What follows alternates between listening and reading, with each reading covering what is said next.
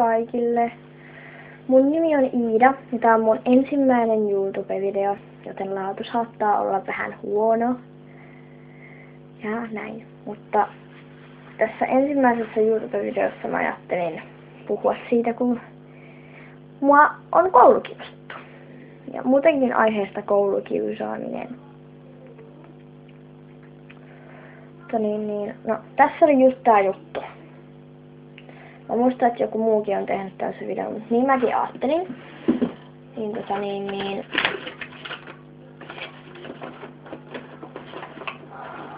Ottakaa hetki. No, ottakaa.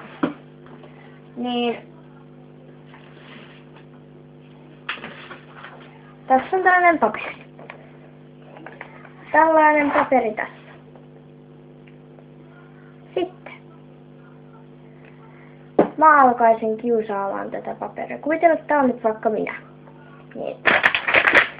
Nyt tää on niinku rytättynyt aivan täysin. Mä ryttään tän ihan kokonaan.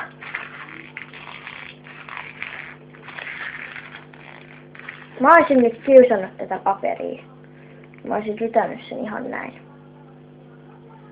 Sitten mä pyysin anteeksi tältä paperilta. Mä aloin suoristaa sitä. Silleen, että siihen ei mahdollisesti tulisi reikää.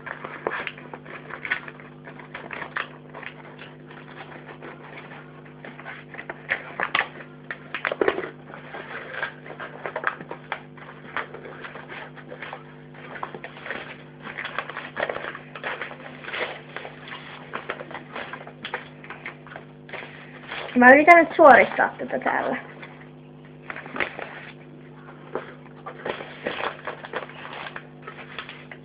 Mutta kuten huomaatte, tää paperi jäi vielä vähän ryttyyn.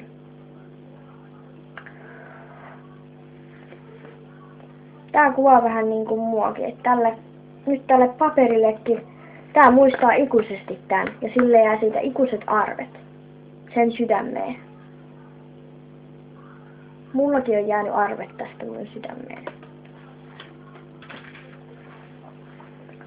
Kun mua kiusattiin. Niin siis tosiaan. Me muutettiin niinku Ylitorniolle. Siellä oli se poika. Ja se otti mut koko ajan pipoa pois. Se yritti heittää sitä koko ajan johonkin. 2009 vuonna. Oli laskiainen.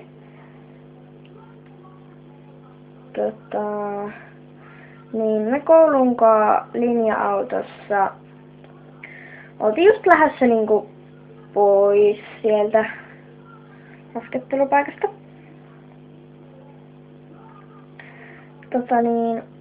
Silloin siinä linja-autossa, siellä ei ole ketään opettaja valvomassa, niin tää mun kiusaaja sanoi mulle, että hän tappaa mut.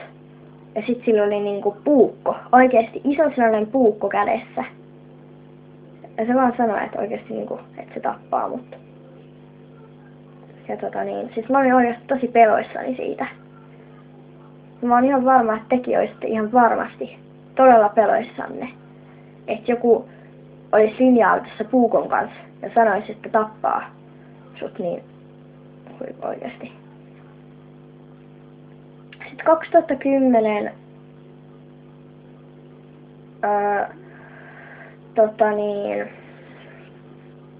silloin alkoi kaikki hakkaukset. Mua hakattiin oikeesti niin himputin täyttä. Mä en saanut ollenkaan henkeä silloin kun mua hakattiin. Ja ne myös kuristi mua ja sitten linja-autossa yleensä, kun eihän siellä tietenkään koulumatkoilla kukaan valvo, kun meillä oli sellainen venäläinen linja-autokuski, niin se ei tajunnut suomea. Ei se edes kattonut niinku ollenkaan. Se vaan ajoi sitä autoa ja söi joitain karkkeja välillä tai joi vettä.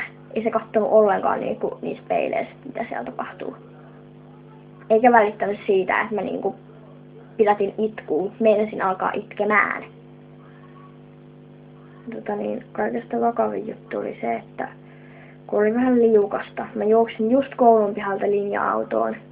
Ja sitten oli niin liukasta, että mä kaaduin suoraan tähän kaulaan asti sen linja-auton alle. Se oli just melkein lähdössä se linja-auto. Kiusaajat nauroi niin täyttä kuin olla ja voi. Se on jäänyt mulle kaikista pahiten mieleen ja sitten myös nämä hakkaukset. Koska nämä hakkaukset, ne oikeasti, ne pilas mun hengityksen. Mä en pysty enää hengittää kovin hyvin. Nää oikeesti tuntuu ihan hirveältä. Mut mä tosiaan ajattelin, että seuraavassa YouTube-videossa voisin kertoa enemmän tästä asiasta. Silleen tarkemmin. Niille, jotka haluaa niinku tietää tästä.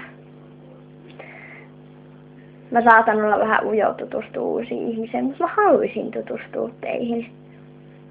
Vaikka sellaisia, jotka on kokenut vähän jonkun verran samaa kiusasta. Ja sitten jos saa sanoa, että jollekin, kellä mä oon niinku faneina. Siis niinku tää, jotka blokkaa, no Soikku. Sä oot ihan paras. Ja sitten apua, Käntyyksäksä Janita. Janita oikeesti, sä oot niin hassu. Esti siis aivan sekotyyppi. Mä oon itekin joskus vähän seko, kun tarpeen tulee. Niin. On sille ihan tai tolleen. Niin. Mut oikeesti. No, tää oli mun ensimmäinen YouTube-video, joten tästä saattoi tulla tosi huono. Mutta ensi YouTube-videossa, kun mä sen teen, niin mä oon ihan varma, että siitä tulee edes jollain tasolla vähän parempi edes. Ja olisi kiva, jos te ymmärtäisitte mua. Kiitos niille, jotka jaksaa kuunnella. Mutta nyt, bye bye!